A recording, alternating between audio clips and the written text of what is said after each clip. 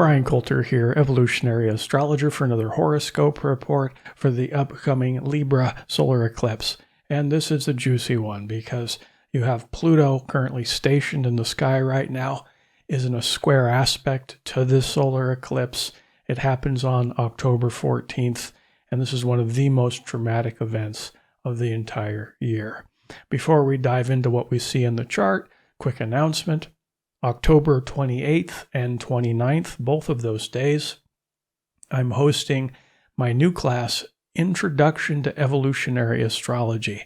It'll be on both days, 5 hours each day, starting at 8 a.m. Pacific time, both days. If you pre-order the class, it will be 30% off. I'll put a link above and below. And also, I just filmed a promotional video for this class with Lada Donchiva on her channel. It may already be up on her channel. I'm not sure, but we look at Russell Brand's chart as an example to give people a sense of what evolutionary astrology has to offer and what people can learn from taking this course. So if you're interested, go check it out. And then also, in about a week or so, I'll be launching another promotional video on this channel about this course, and I'll be using a different chart example. I have some charts in mind that I'm thinking about using, but if you have any recommendations on whose chart you'd like to see on this channel, let me know in the comments below. With that being said, let's go ahead and look what's going on in the sky.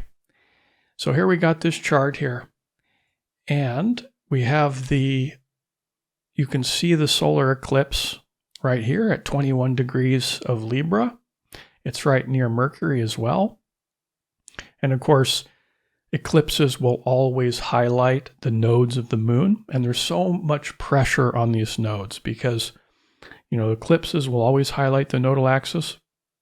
But as I said at the very beginning of this video, we also have Pluto in a very tight square aspect to the nodes. Now, I've been talking about this over the last couple months because it's been, one of the major events we've been working with, but it is at its most, let's say, tension point or friction point when Pluto is at its strongest, and it's at its strongest now.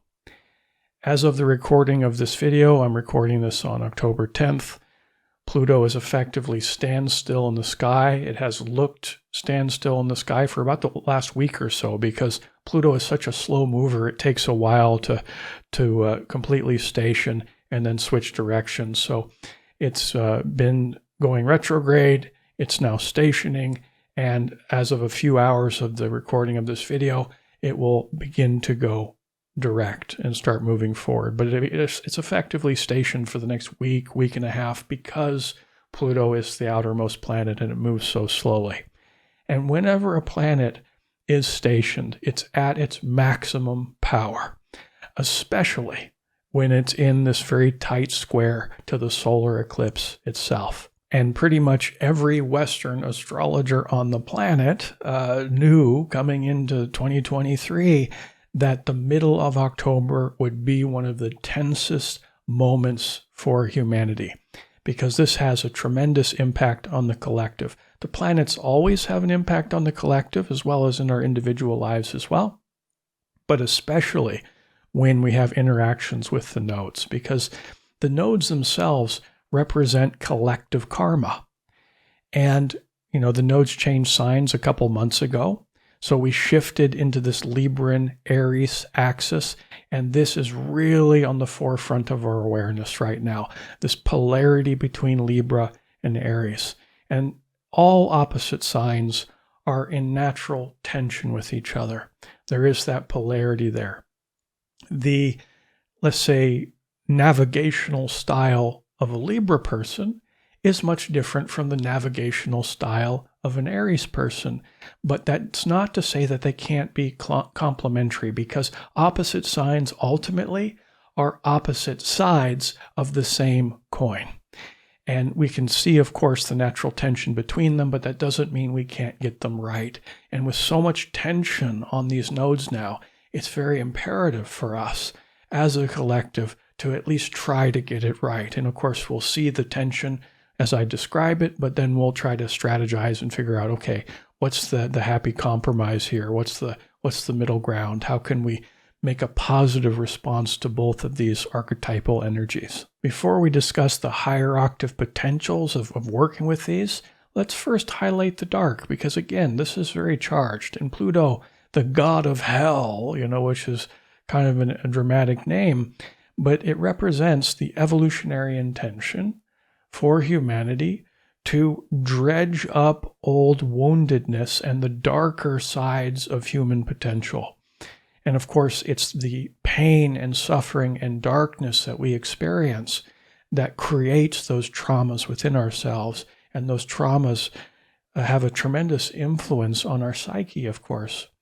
So this dredging up of old wounds, bringing out the extremes, extreme behavior amongst the collective above random chance of, in this case, Capricorn. Of course, the other cardinal signs of Aries and Libra is a part of this too, but just starting simply with Capricorn.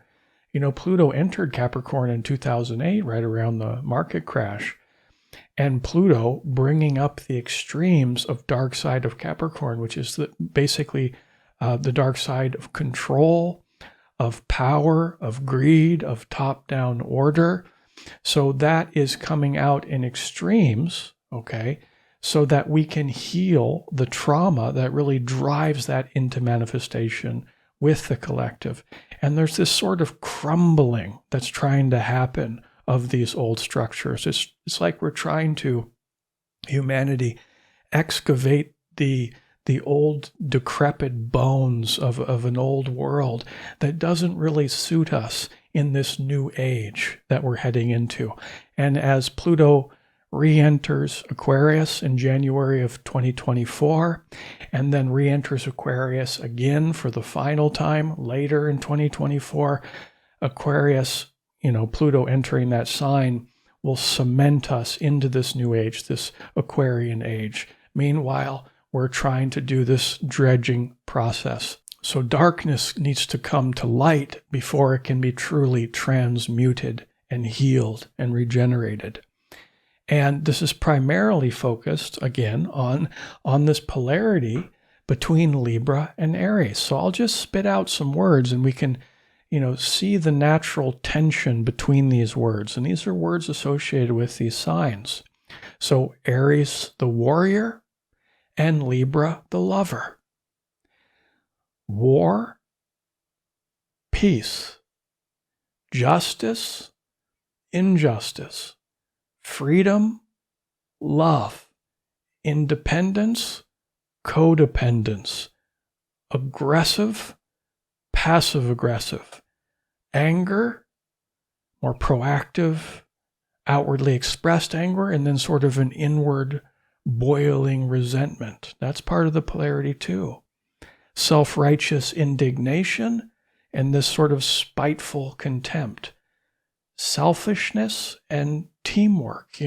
We can feel the natural tension between Libra and Aries. And, when you have this structure activated in your own personal chart, that will be a major, let's say, pillar of growth for you in this lifetime, is trying to navigate the complexities of freedom and love, which are not always natural bedfellows, but we can find integration between them into a healthy, let's say, interdependency, which is really the art form in this.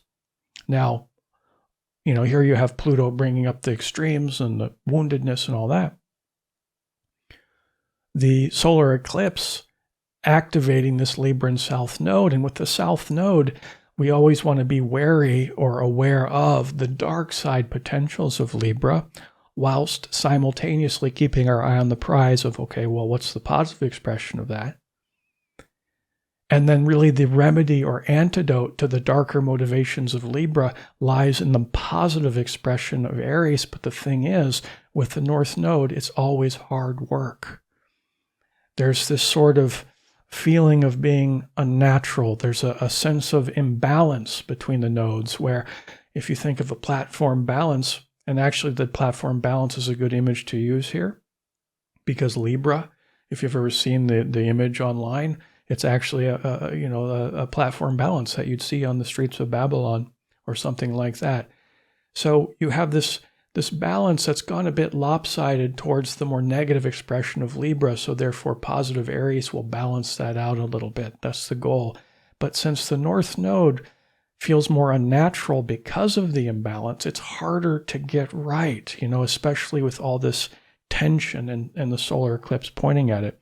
And the solar eclipse itself just is a great harbinger of change.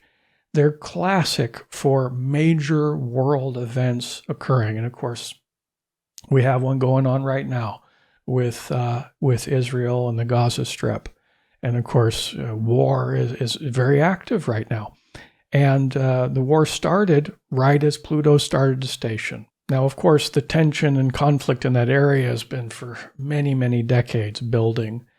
But when the nodes of the moons changed signs a couple months ago, that tension continued to build. So the dark side of Libra, again, is that internal resentment and contempt that boils within with this sort of passivity, rageful passivity, where the peace there is rather tenuous, and this happens in other areas of the globe as well. So that's dark side Libra, is this sort of mousy compromising that leads to this eventually contempt. And then if contempt enters into the relationship tends to deteriorate completely at that point. So the antidote for this is healthy Aries. This is the core evolutionary intention here, which is assertiveness, courage, bravery, standing up for the weak and defenseless and those who cannot protect themselves, coming from this more love-based expression of the pioneer, of the warrior who can assertively enter into action and seek justice, when it's necessary. If it's motivated by love and unity consciousness, positive expression of Aries is a beautiful thing, as we cultivate more courage. But yet so much tension on the nodes. North Node we naturally suck at, so the potential of getting this wrong, okay? And instead of expressing it from love, expressing it from ego, pride is a big part of Aries, anger, fear, rage, brutality, okay? So the resentment and contempt leading to the brutality. What about positive side Libra, of course? We really want to honor that because that's part of the balance of the polarity of these symbols. We can't only focus on Aries, although that's a big part of it. Libra, in the positive sense, is the symbol of negotiation, teamwork, and love. Can't we all just get along, So finding peace is the primary agenda for Libra. And of course, we can take that too far to that passive-aggressive place, in a fear of not rocking the boat. So how can we be assertive while simultaneously achieving this end goal of interdependency and compromise and peace, even when the energy is at maximum peak with the Pluto station to the nodes during the solar eclipse? Now, always when looking at a big lunar event, we want to consider the planet that rules that sign. Venus rules Libra. And right now, Venus is in Virgo, and it's in a very tight opposition to Saturn in Pisces. Now, opposition is another tension-based aspect. We got so many polarities we're working with here. And Saturn is rather difficult to work with anyways. It's known as the greater malefic. And here it is retrograde in Pisces opposing poor Venus, which has a strong association with this solar eclipse. So, Saturn wants us to rise to a challenge. And the nature of a challenge is it's just very difficult. So whenever Saturn interacts with another planet or house or sign, whatever, it brings about a difficulty in that area. So the planet of difficulty and blockage and resistance in this tension-based aspect to Venus, the goddess of love. It's a relationship planet, okay? And this is very much a time of relationship, the deterioration of relationships, through all the tension with Pluto and stuff, but then ultimately coming together, hopefully, if we can come from, again, this unity consciousness instead of the delusion of being separate. So Venus, the goddess of love, in the sign of Virgo, the challenge of Virgo is perfectionism, is to be too hypercritical in our relationships. And we can apply this to your own personal journey as well. I mean, I'm focusing a lot on the collective. I'm generalizing to a wide audience. But this is where it's helpful to know your own personal chart and recognize, okay, well, here's where the planets are today in the sky based on the sign, etc. But if you understand your own chart and you understand where these signs are in your personal chart, you can automatically know where these planets are activating certain areas of your chart. So for example, if you have, planetary points or your ascendant or midheaven, in these early degrees of the mutable signs here, which is Virgo, Pisces, also Gemini and Sagittarius, this Venus, Saturn is really lighting up your chart in a big way. This will be more personal to you. So it can create judgment and friction and challenge in your close relationships. But in the collective, we're looking at this larger backdrop of all this tension of everything I've talked about thus far. Well, Venus adds another layer to this, where the challenge of Saturn and Pisces for the collective is the confusion. That's a good word for some of the challenges associated with Pisces. The confusion of, okay, what's real, Saturn, and what's not really real? What's a delusion or an illusion or deception or a lie, which is one, let's say, negative or shadowy aspect of Pisces. So the confusion between what's real and not real. And then also the unearthing of what is real, where the truth of those lies rises to the surface. This is part of the great challenge for humanity now. And Saturn is also about structures. And Pisces is about consciousness. So the structures within our consciousness that we've formulated within our mind over the many years, because Saturn is about history, it is about karma, it is about, what we've created over long periods of time. Those structures of our consciousness have, we've dug deep grooves in the neural net of our brain or in our mind, these repetitive thoughts, this Saturn, the planet of habits in the sign of consciousness. These structures within us have solidified in a lot of ways. And as we become aware of more truth in the world, it's like kind of shocking to those grooves that we've spent our whole lives really making, at least some of them, okay? So it's also about truth coming to light. And that truth coming to light affecting what? Affecting Venus, our relationships, affecting peace, Venus, the goddess of peace, in this more Virgoan hypercritical way. So obviously I'm talking about the challenges and some of the stumbling blocks therein. But how do we get it right?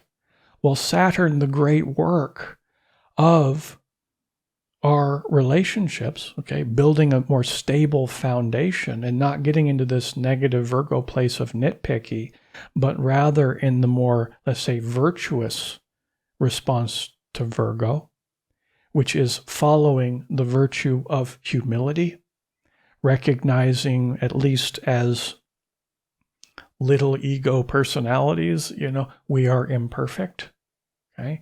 And of course, we're going to get it wrong sometimes. So let's be humble, let's be grounded, let's be earthy. Saturn's a planet of work, so too is Virgo. It's the sign of the servant. So instead of nitpicking at each other, let's instead come from this more high consciousness place, Pisces the mystic, and enter into this sort of labor of love. And sure, it's hard, sometimes it's exhausting, but we can get to this deeper place of humility and understanding and unconditional love if we can just cut through the lies and be humble and roll up our sleeves and get down to work. And I also want to mention, of course, Saturn being in Pisces, the mystic, Neptune, the god of the sea, metaphor for the sea of consciousness in its own sign, the mystic. Meditation can help this tremendously, of course, because through meditation practice, we can raise our consciousness, and it makes these more higher octave expressions of all these energies and archetypes much easier at that point. And I think with all this Libra energy during the solar eclipse, Venus opposite Saturn, all this tension going on, I mean, sure, we can be proactive and engage and courageous and protective of those who can't protect themselves through the healthy Aries, but really it comes down to peace, with all this Libra, balance, diplomacy, love, all the things the Beatles sung about, this is healthy Libra, but not with too much sacrifice in what we know in our heart of hearts that we need. This tension point between, freedom and love. These are the core evolutionary intentions, with the goal being to expand our consciousness. Now on to the guided meditation. This is a meditation focused on peace, world peace, but then also peace within. Please use headphones for best results. Enjoy. Sit in a nice, comfortable position with a straight spine. And simply begin inhaling deep, deep into your belly, and then exhaling from your belly. Breathe in, breathe out. Nice, slow, rhythmic breathing. Getting into the natural rhythms of the body. Bringing your conscious awareness into the core center of your body through the breath. Entering into the silence through the breath. Even breaths.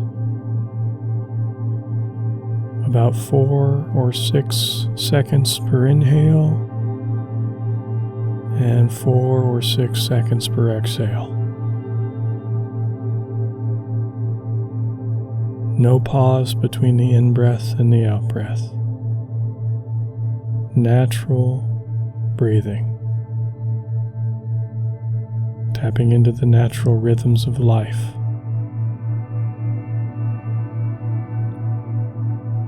Now bring your awareness to your stomach area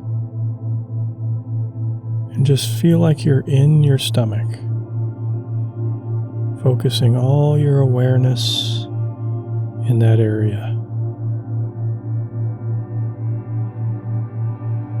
And just feeling your stomach expand as you inhale and contract as you exhale. And begin to visualize a sky blue nebula in your stomach.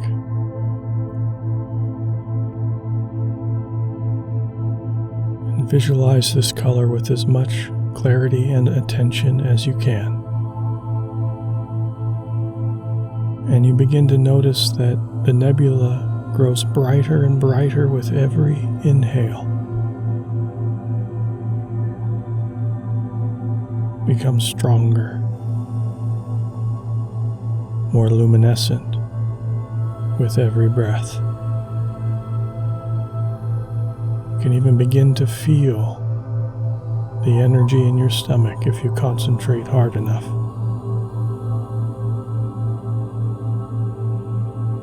And the sky blue color shines out in every direction.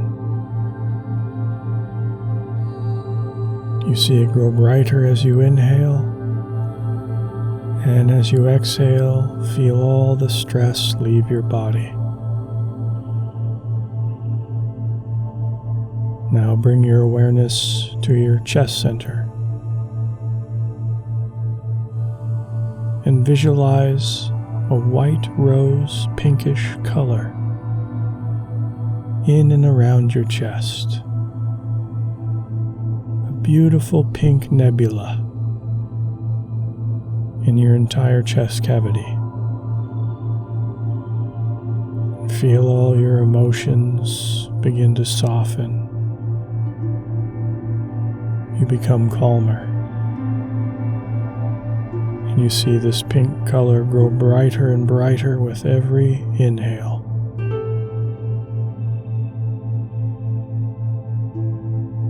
And take this moment to feel feelings of self-love and compassion for yourself in this journey, this incarnation. Recognize how far you've come and how well you're doing. And take a moment to honor the fact that you're a soul incarnate. Wow. Move your attention up to your head center now and visualize a white gold nebula in and around your head. And the brighter the color becomes, the softer your thoughts and intentions are, and the more deeply you connect yourself to your creative potential. It grows brighter as you inhale, and the gold color ripples out in all directions as you exhale. And now let's tap into this Taurus energy within you.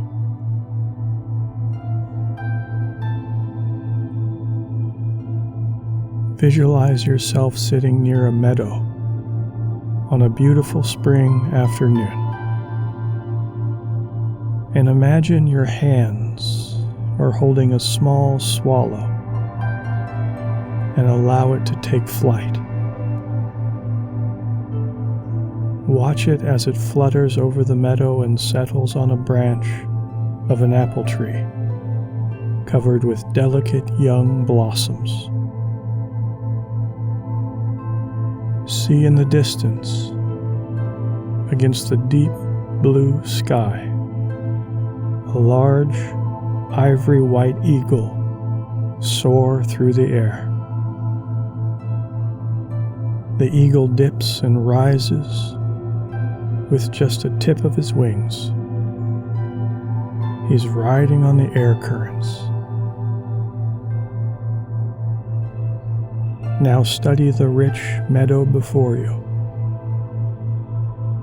Many are the smells re-emerging after a long winter. The thawing ground is moist and the air is still cool. And see a cow grazing down near the pond as she enjoys the new grass after eating dry hay all winter. What color is this cow? Brown and white? Black, maybe? You decide. You can trace a small brook flowing out of the pond. Dragonflies dart about the rain-swollen stream.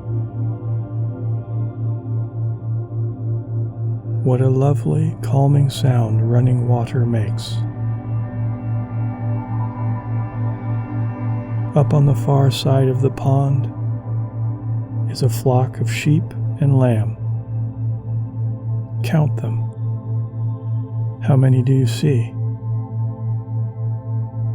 A shepherd watches over his flock.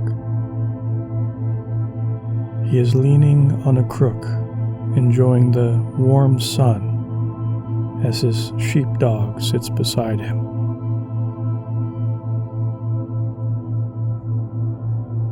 You can hear the bells of the sheep ring as they move through the grass.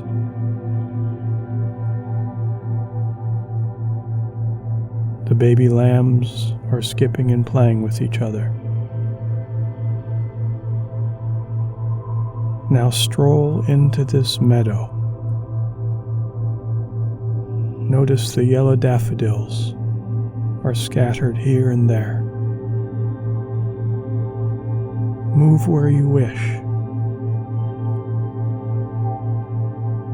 Your swallow is flying about and lands near the pond. The eagle soars overhead, and the sheep startle slightly as they see you approach. Notice how the soft ground sinks in as you take each step. Feel the moisture soak into your shoes. The air is damp and fresh. The cow stares at you for a second and then continues to eat.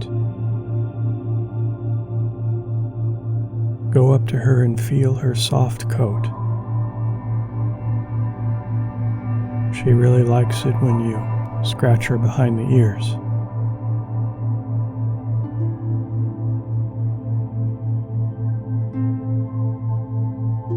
You see serenity and harmony everywhere as you look over your meadow.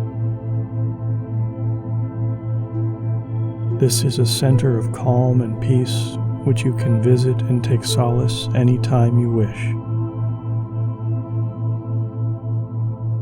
And wish harmony and peace of this meadow to spread all over Earth in the material plane.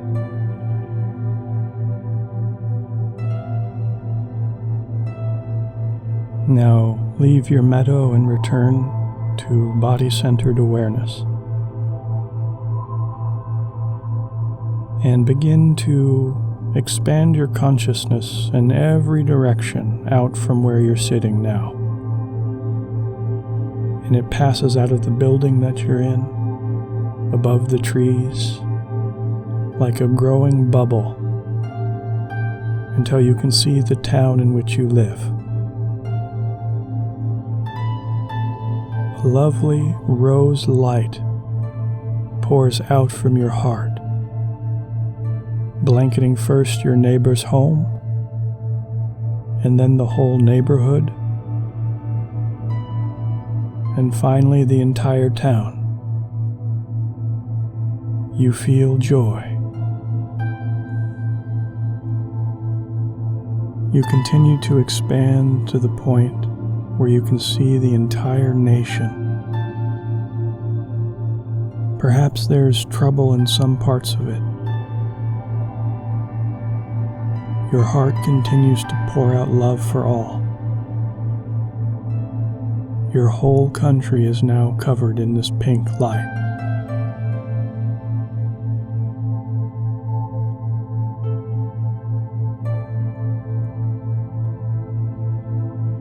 Next, spread your awareness to encompass first the cloud cover and then the atmosphere. And now you can see the whole planet. A gorgeous paradise of deep blue oceans, vast mountain ranges, and lush plains.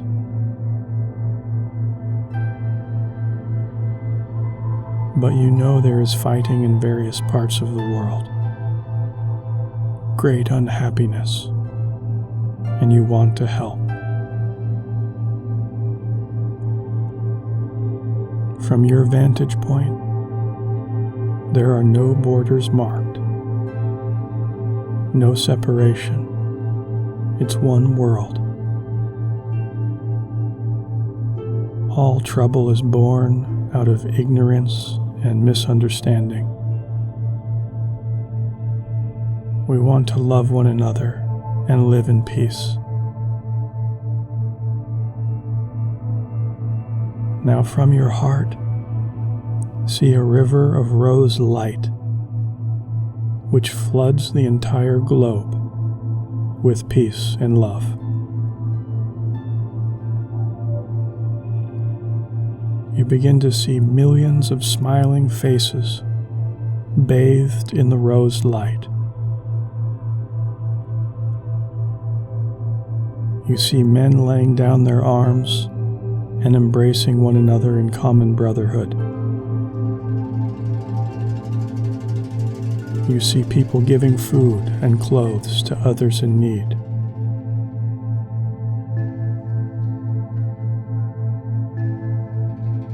Everybody begins to feel peace.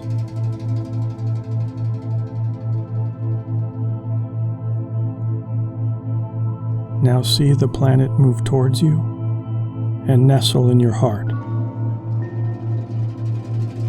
Moments ago, you were on the planet and now it's in you. Keep the planet in your heart.